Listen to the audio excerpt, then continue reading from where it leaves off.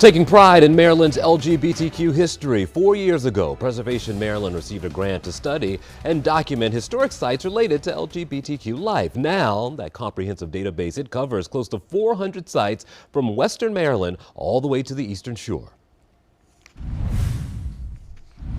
Nicholas Redding is joining us now, Preservation Maryland. Good to see you. Good to see you. I am impressed by this mapping project because it is so diverse. First of all, describe what you've mapped out so far. Right, so Preservation Maryland is a 90-plus-year-old organization, and in the past couple of years, we've really been laser focused in one big project on documenting sites associated with LGBTQ history in Maryland, which was really a first of its kind for the state, and we're only the second state in the country to do that. And so we've been trying to identify sites associated with this community over the state's long history, and really kind of emphasizing the fact that this community's always been here. Give me an idea of some of the spots that you've listed, because I think some may surprise people. Yeah, I mean, there are sites that I think people would expect, in urban places in Baltimore City, and I'm sure we'll talk about some of those. But we identified a lot of rural places as well, and I think a lot of times people, for one reason or another, associate LGBTQ sites with urban areas.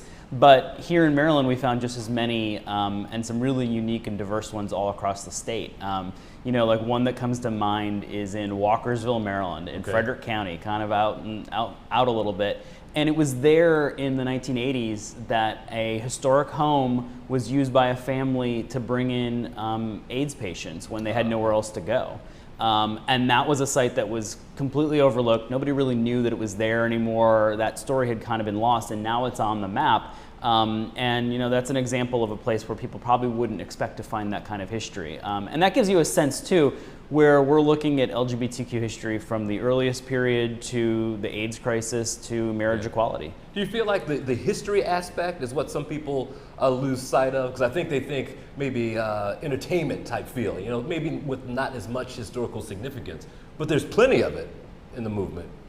Yeah, I mean, there is a long history associated with LGBTQ sites here in Maryland, and it's.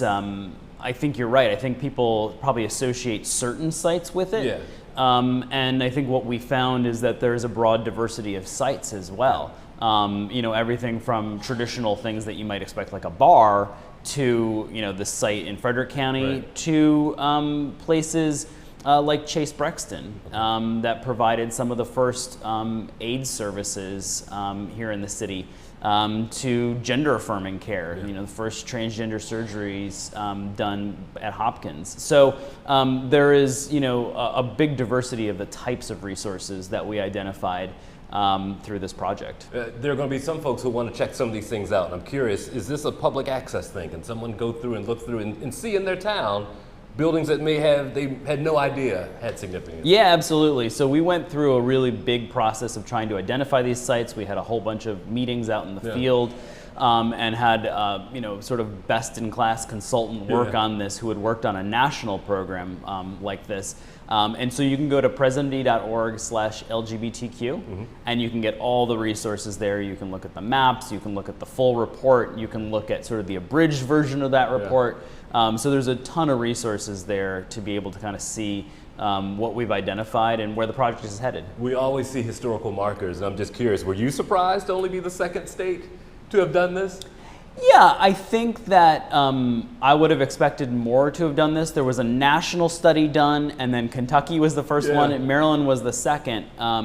But I think that we have a long history in this state of really trying to embrace the diversity of the state, and so I'm proud that Maryland is a leader in this project. About a minute left. How much of a living document is this? It really is a living document because we're always finding more resources, and so we're continuing to update it.